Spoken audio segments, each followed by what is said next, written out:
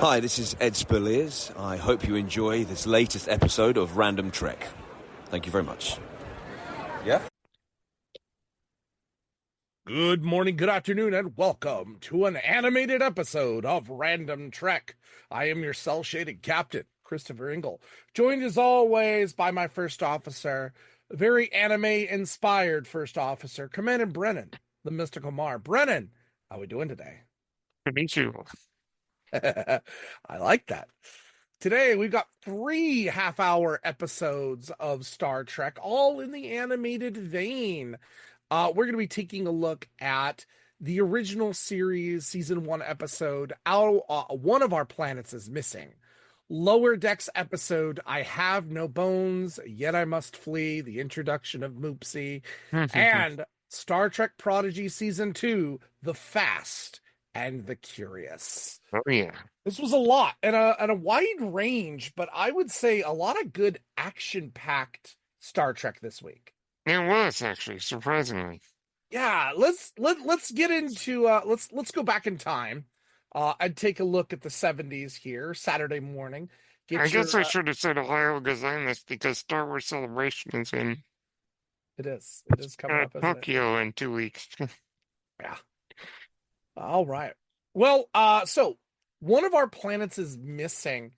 This episode was actually something that I wasn't expecting, and it was very much in the vein, or I would say kind of in the start of episodes that we would see in the future in Star Trek, of having, this potentially deadly spacefaring being in existence, and the ship's got to deal with it. And it's not the last time that we would see things like this. I think of the Enterprise D and the crystalline entity, Voyager and the pitcher plant. I could go on and on. Star Trek Discovery and Species 10 with the 10C. All in the vein of these same ideas. Or even in the original series, the immunity syndrome. Yeah, absolutely. So this one is pretty simple, though. The Enterprise encounters a giant cloud that is consuming planets that are in its path. The Enterprise determined that it is headed for the planet of Mantilles, which is home to a Federation colony that is governed by Officer Robert Wesley, former Starfleet officer Robert Wesley. Kirk contacts Wesley, but they figured they only have enough time and ships to evacuate the children of the planet. They come across the cloud. Phasers have no effect on it. So Kirk takes the Enterprise inside the cloud in an attempt to stop it. They are having to avoid obstacles. Huh? You must merge with V'ger.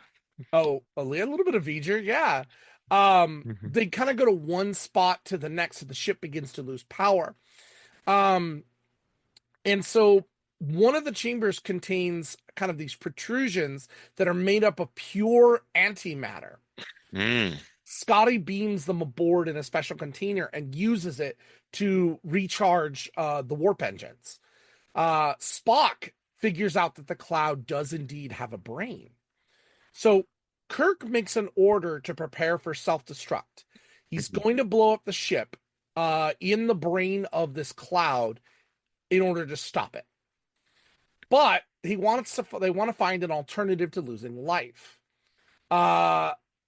He says, Spock, can you use your mind meld to communicate with the entity? Again, Spock and V'ger down the line. Yep. So physical contact is impossible. So they use ship sensors focused on the impulses of its synapses, its brain synapses. And he translates that into thought in order to accomplish the mind meld. Spock tells it there's life on this planet. Please do not eat it. Do not consume it.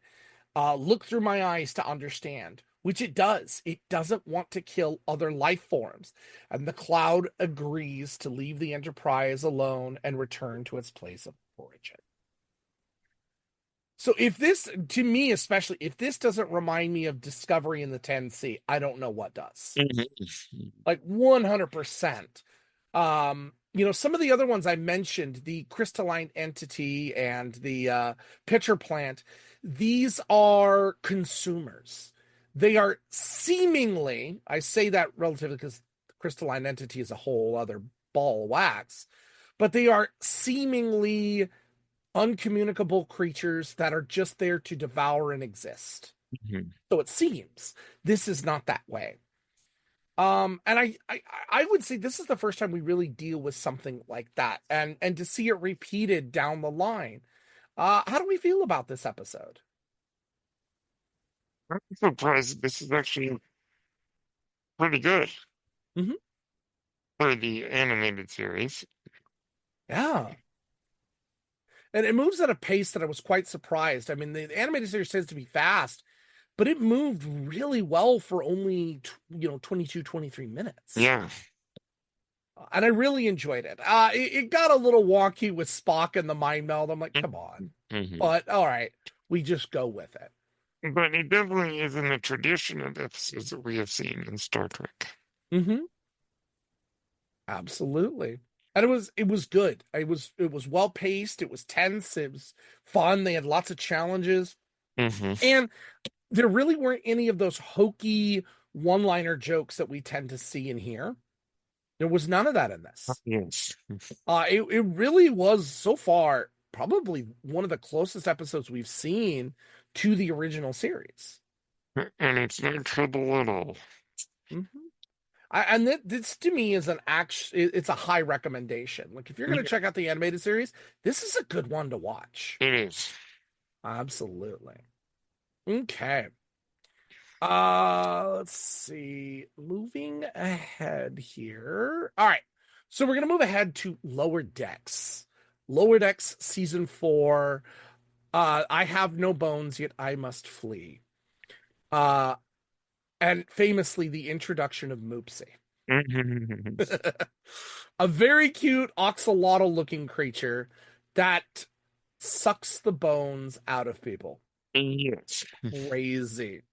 So the episode opens up with a Romulan starship being attacked by an unknown vessel that we saw in the previous episode. Hmm. That's just kind of the opening. Then we get to Mariner. So Mariner, mind you, they just got promoted except for Rutherford. They all just got promoted to Lieutenant JG. So Mariner thinks that Ransom is making a plan to demote her back to ensign again.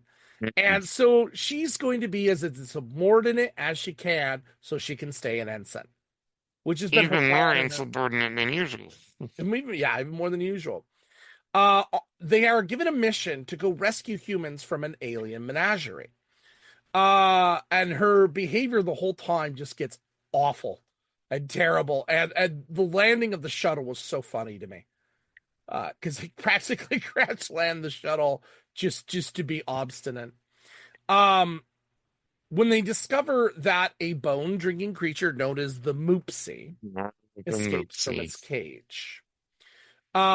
Ransom accuses Mariner of releasing it so she'll get demoted, but he says, "Look, I've got faith in you. I'm not going to let you sabotage your own career." So they end up working together to get the Moopsy into its cage, and they discover that the humans that they were there to rescue freed the Moopsy themselves. Oh Uh, boy. yeah, they found out how much the menagerie was worth and thought it would be valuable to them. So that's why they Mhm. did it.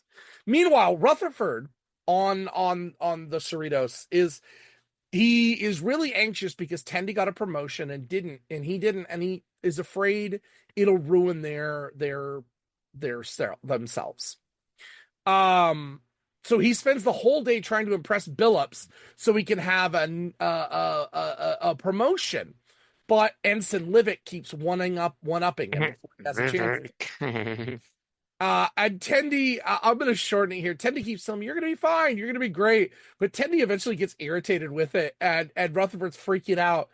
And she finds out, Rutherford says, "Well, I turned down promotion before." Wait, what do you mean? You were offered promotion before?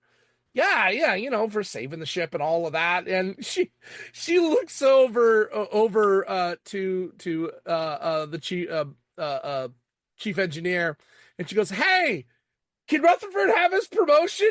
Yeah, and he just tosses in the pip. It was that simple. Mm-hmm. I love the overcomplications that they tend to happen. And the C plot is uh uh I want to talk a little bit about Jack Quaid too, but Sadly, Boimler. So Boimler is moving out, and all the rooms that he get into has a problem. Either it's right behind the nacelle and it's super bright, or he's between two holodecks. no. Who puts a room between two holodecks? It was great. He ends up living in the Jeffries tubes for a while. Yes, I would not Um, want to be anywhere near a holodeck with Shax and Tiana. no, or the captain either. Captain was Uh-huh. So of course he gets back to the room and he's like, I'm just gonna live with it, and he's gonna room with Rutherford, and Rutherford says, Hey, hold on, computer, lower the shades, and the windows retract down. So he's like, oh, all that work he did for nothing. A Mm-hmm. lot of fun. I mentioned Jack Quaid because I got to see Novocaine, Oh, yeah, yeah. and nobody talks about how funny Jack Quaid. And they're like, oh, he was funny in this. But I'm like, did any of you watch Lower Decks? Yeah, Jack Quaid is a comedic genius. And it took me a long time to realize, I believe he's Dennis Quaid's son. he is, yes. I didn't even realize that. Like, he's so good in these roles. And And this particularly in those old scientists in Strange New Worlds. yes, that was so great. I watched that the other day for the heck of it. I love him, Riker. Uh the cast in this is so great. It is. And I think this episode is really well split up between the four of them. So you've got multiple stories that are going on. Yes. Mariner being the focus of it. And then the Moopsie.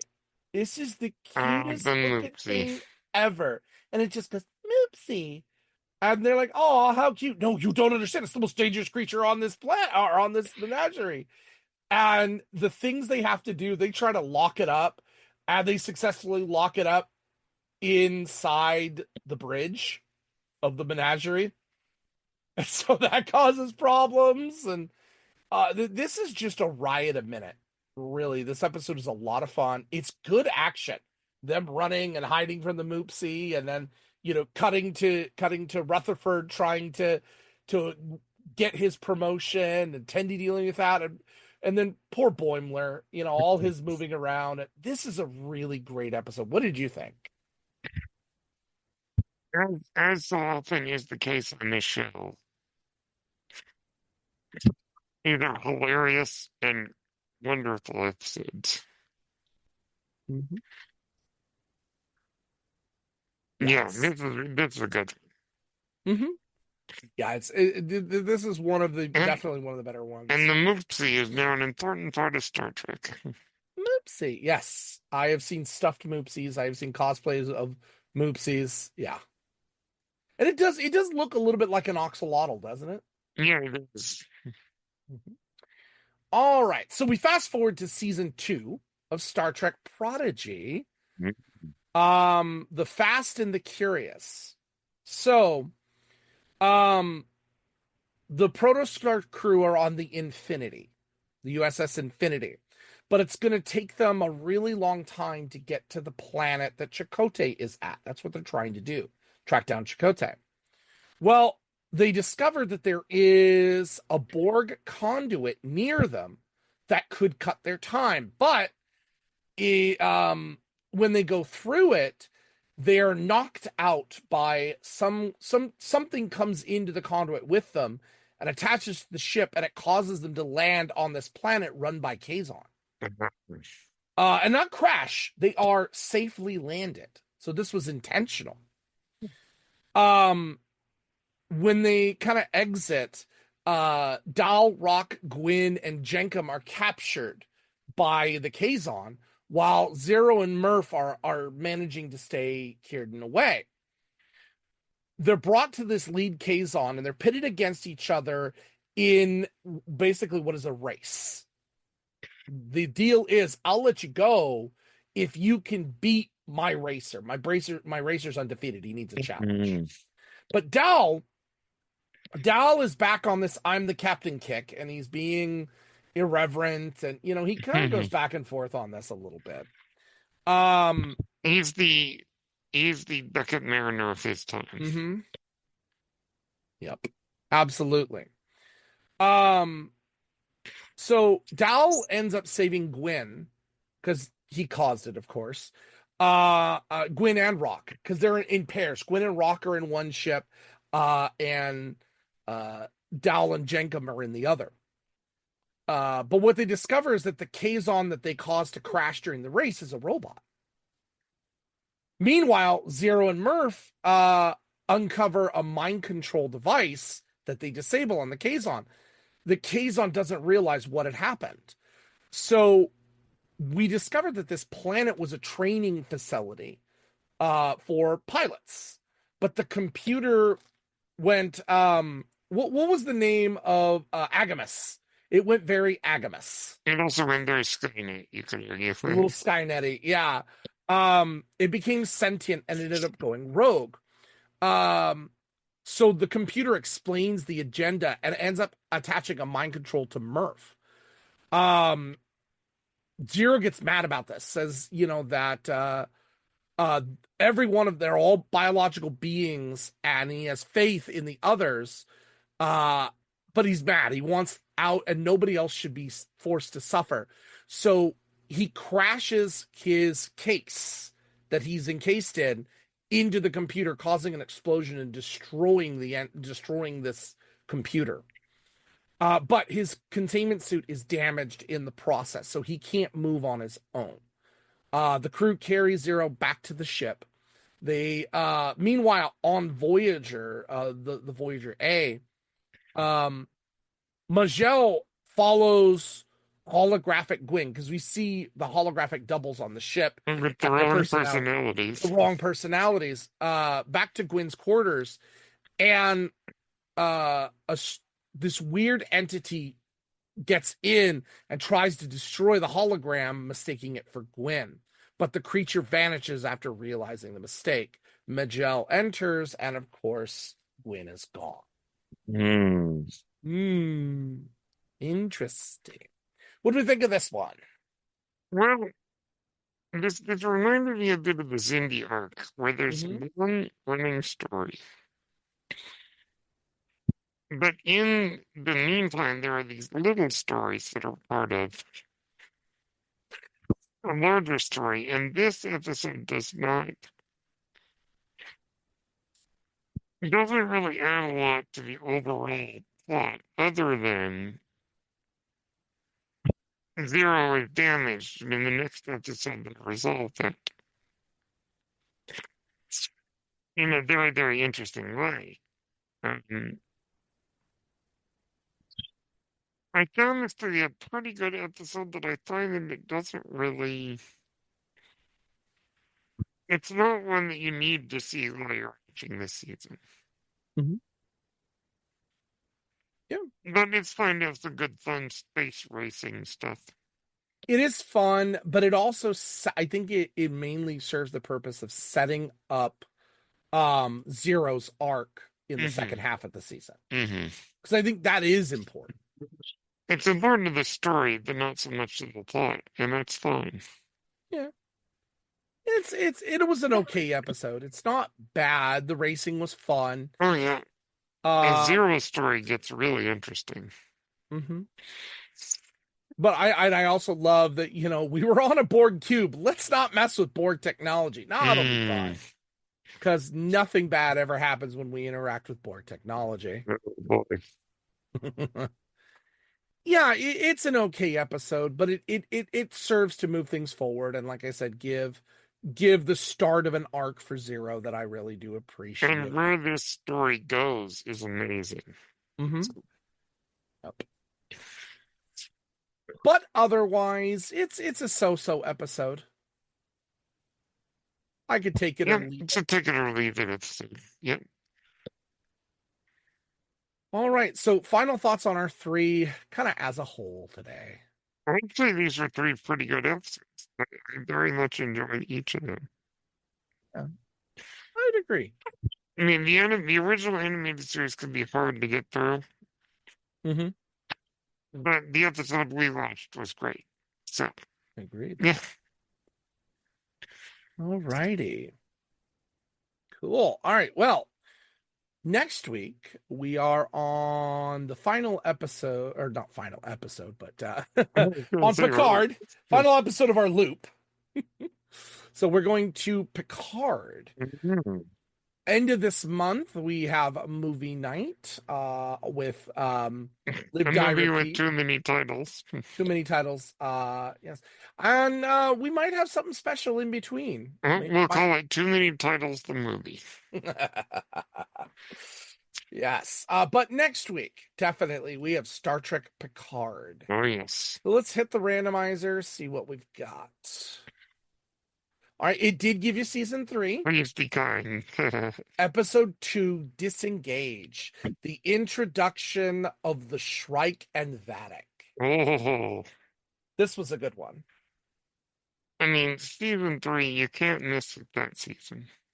And Worf's really great line, or Worf saving Raffi. And I think this is with Worf's line about, I am Worf's killer. You know, would you like or would you like sugar with your tea? Yeah, I do like to, yeah. Cream. I don't know. I don't remember exactly what it was, but I think this is the one that does that.